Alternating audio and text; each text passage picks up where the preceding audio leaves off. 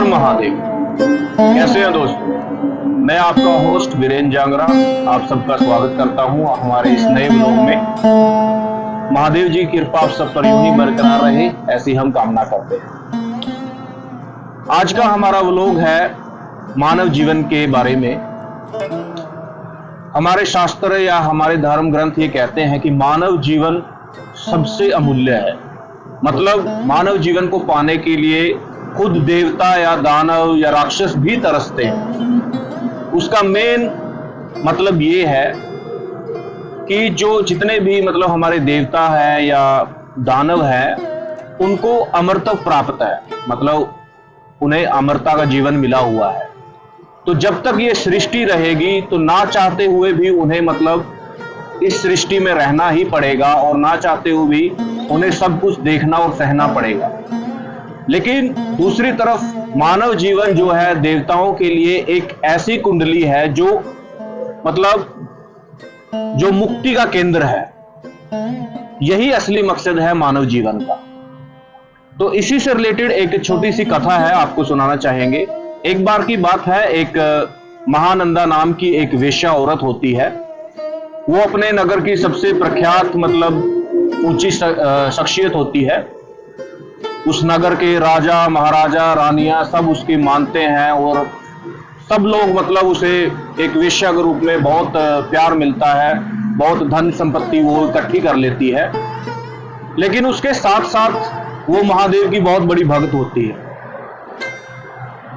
अपने दिनचर्या के दिन जितने भी वो काम होते हैं सबको निपटा करके मतलब थोड़ा सा समय वो जरूर निकालती है महादेव की भक्ति के लिए। और कई बार तो वो खुद अपने आप को महादेव के रूप में भी ढाल लेती होती है, जैसे गले में रुद्राक्ष की मालाएं डालती है, अपने शरीर को भस्म से रगड़ कर मतलब ढक लेती है। तो इस तरीके के वो सभी पूजा पाठ के तौर तरीके जो है महादेव को प्रसन्न करने के लिए करती रहती हैं।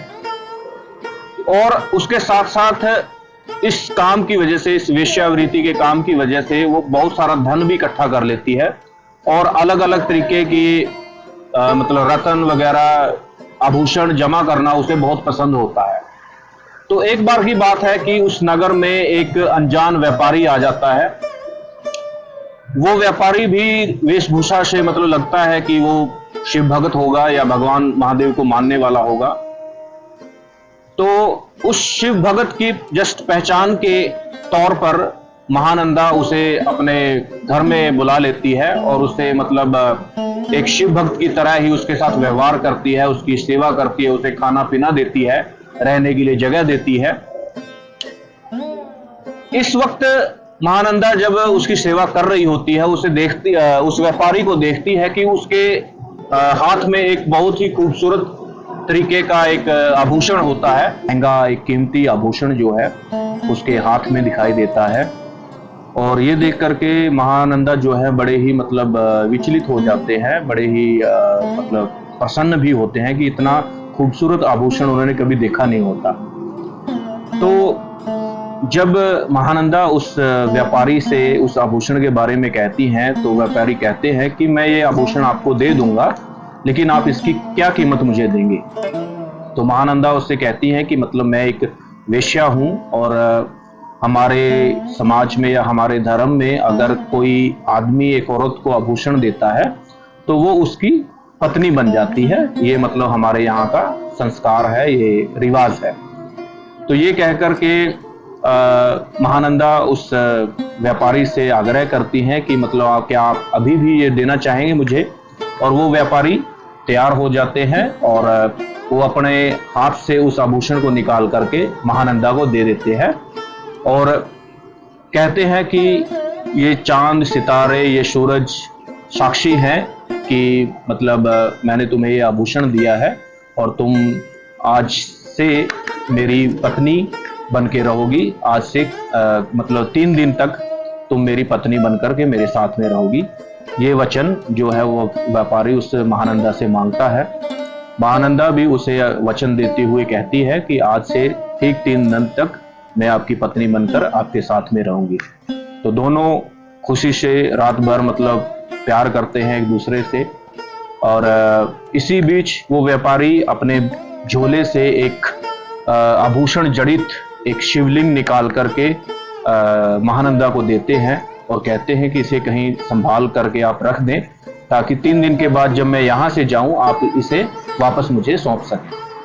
ये कह करके महानंदा उसे अच्छे से संभाल करके अपने अलमीरा में छुपा करके रख देती हैं और वापस आकर के अपने उस व्यापारी के साथ सो जाते हैं।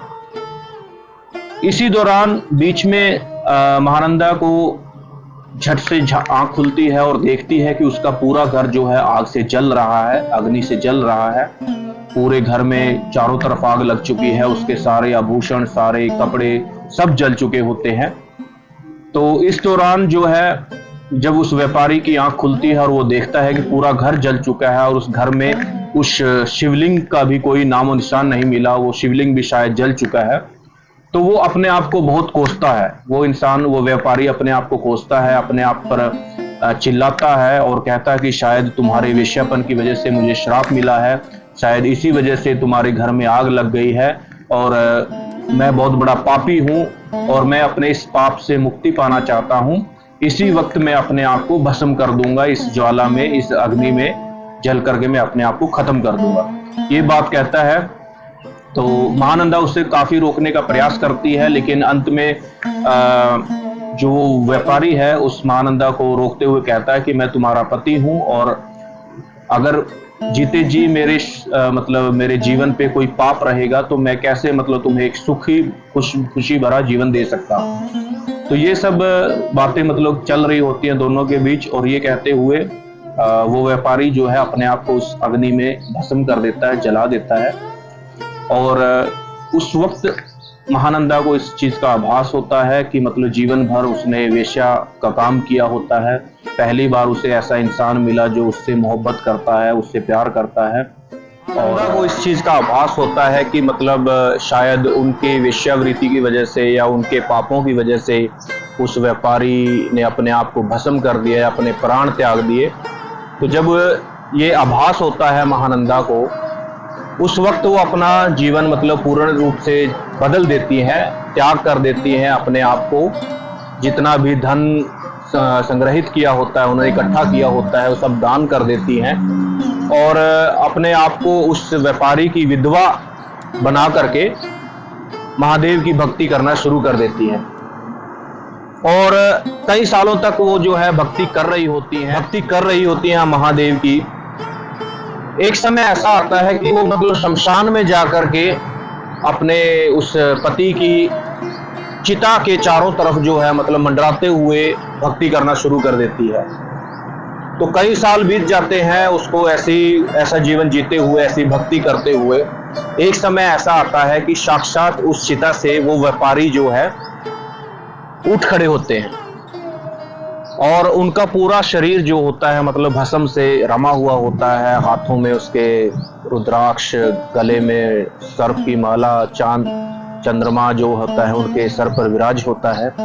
और थोड़ी ही देर बाद जो है वो व्यापारी का जो मुख है बदलकर वो महादेव का रूप बन जाता है। तब महादेव जी उसे महानंदा को कहते हैं कि मैं ही व्यापारी का रूप धर करके तुम्हारे पास आया था। मैं काफी समय से तुम्हारे जीवन को देख रहा हूं और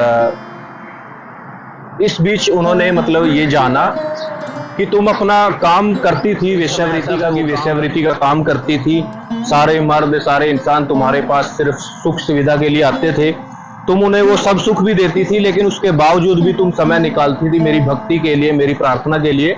तो मैं उस भक्ति का ही रूप मूल जो है तुम्हें देने के लिए उस व्यापारी का रूप धर करके आया था और मैं तुम्हारी भक्ति से बहुत प्रसन्न हुआ।